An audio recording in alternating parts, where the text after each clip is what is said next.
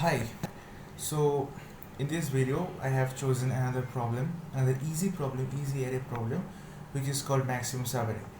So what you need to do here, the problem statement is like, given an integer array nums, find the contiguous subarray containing at least one number which has the largest sum and return its sum. Okay, so let's see an example. Suppose you are given this array, and if uh, you you calculate every other possible combination of these subarrays, so you will find that this subarray, which is written over here, 4 minus 1 to 1, that has the largest sum, actually, that is 4, sorry, that is 6. So we have to find uh, this result for every possible array which will be given to us. Okay, so let's see how we can do that. So actually, by using brute force, you can do it yourself, that you have to just carry out you have to find out every possible subarray and find its sum, store it somewhere, and at the end you have to see that which subarray sum is the largest. Okay, but in this video I will share with you my thoughts over uh, an uh, over a method which is solved in eco of n time complexity. Okay, so if you just scan it once, you will get the maximum sum. So let's see how you can do that actually. So you have two variables, one is max, one is concar. So the story behind naming of this variable is considering current element. Okay, so if you are over here, so you have two options, right? You can consider it or do not consider it. Okay, so if you consider this uh, element, so there is a probability that in future uh, you may use a subarray like this. Okay, so that is what we cannot predict beforehand beforehand before we see which are the elements present in future. So that is why we have to store these elements over here, store these values, so that in future we do not need to go back and check if we had considered this element, what would be the sum. That is why we are storing it beforehand. Okay, so let's see how we can actually compute these values. Yeah, so we initialize this variable with the value of the first element of nums. Okay, from next element, from for this element 1, what we do, we add 1 with this. Okay, what we get, we get -1. This is the first candidate to be in this place, but there is one other candidate also, which is this element itself, 1. Why? Because here it is pretty obvious that this is a negative number. So if you consider this guy over here, uh, it only will decrease your result, your subarray sum. Okay, but if we consider only this one, this is a positive, this being a positive number will not affect, will actually help to get a higher subarray sum actually. So that is the reason why we have to consider this guy always single. Okay, so if it was something like 100, okay, so you can imagine that how good it would be in case we only consider 100 and leave every other negative number behind. Okay, so that is the thought behind doing this operation. So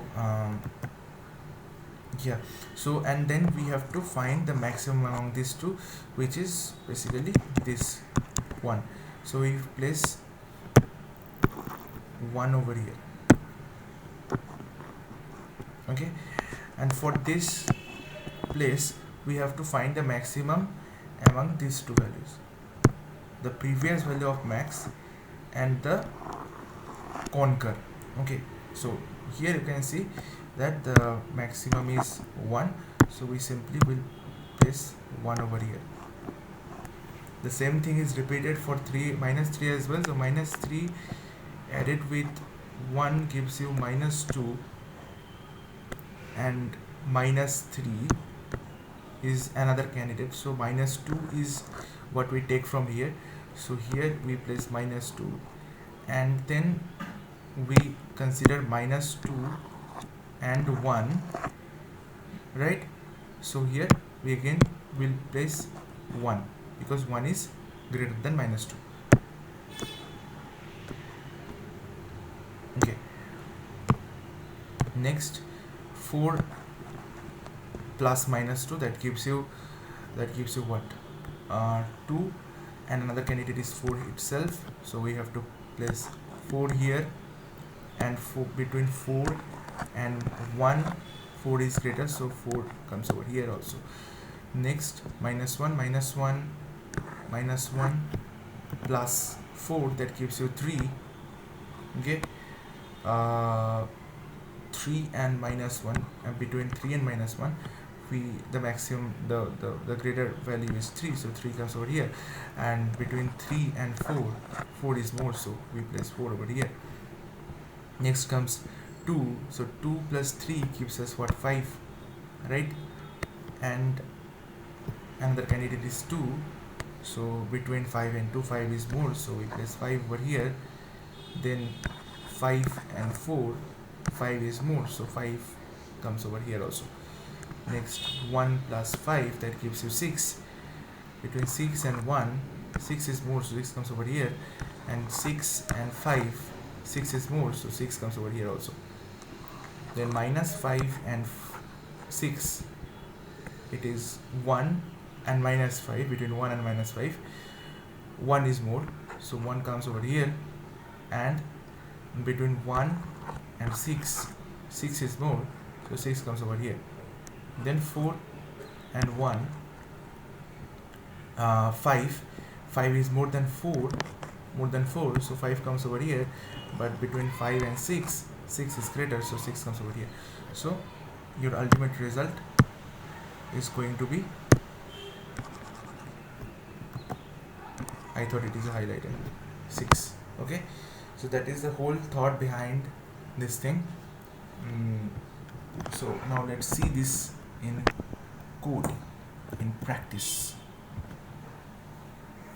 Okay, so the first variable that we need to place two variables, max and conquer. Okay, but as you know, max is an inbuilt function, so we cannot use max. So instead what we can do, we can say res, right? Stands for result, because that thing, you know, this guy over here, it is the result. Actually the final result will come from this variable.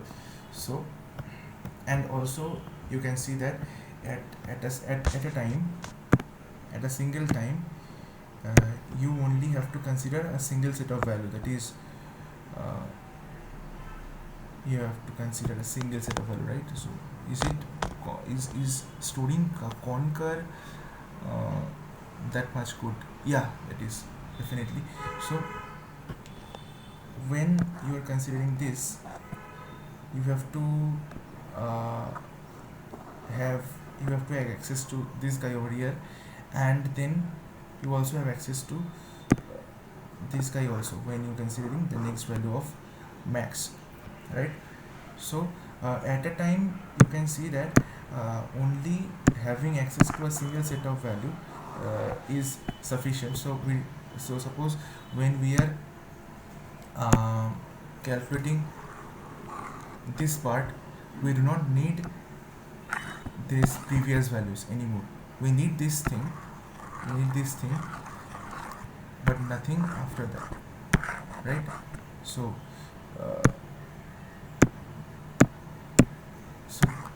these things are not required anymore.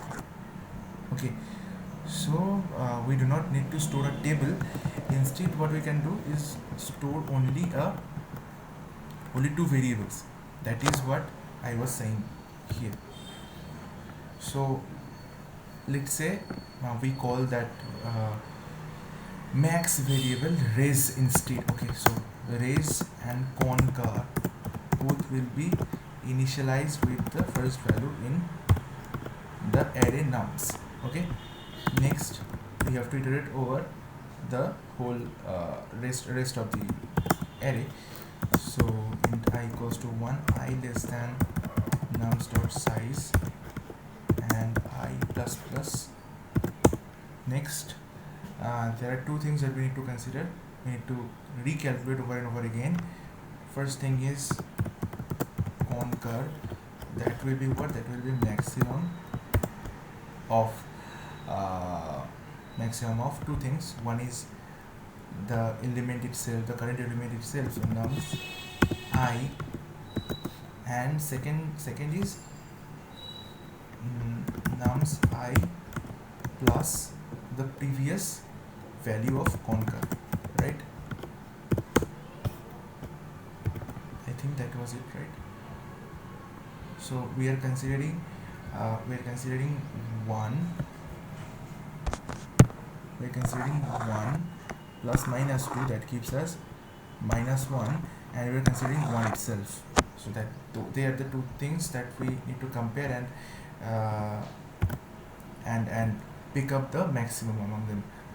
And next thing is res will be maximum between the previous value of res and the current value of concar, right? And at the end you should return res. Okay, let's run and see. Okay, it runs pretty fine using example use cases. Okay, lead code, you suck. Okay, now let's try to submit and see.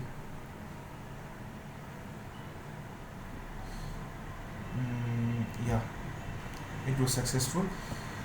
So if you have any question, let me know in the comments. I know it's a big chunk of big concept, pretty advanced concept to be considered to be an easy problem, but it's okay. It is easy because you can always use the brute force. So in easy problems you are not expected to use this kind of concepts, because if you see in related topics it says dynamic programming and divide and conquer. So I have used a dynamic programming approach. So you do not need to solve this problem using dynamic programming. You can always solve this by going in a brute force manner and thinking in a brute force fashion that I am not going to tell you in this video, because then you will not learn how to think on your own. Okay, so when you are ready with a brute force solution and you see that the time complexity goes over to big of n square, okay, so then you feel within yourself that I need to improve this code, I need to improve the time complexity and the space complexity. Then you come back to this video and see my solution, watch my solution, and see how I have optimized my code. So good luck for your brute force solution. Until that, thank you, goodbye, take care.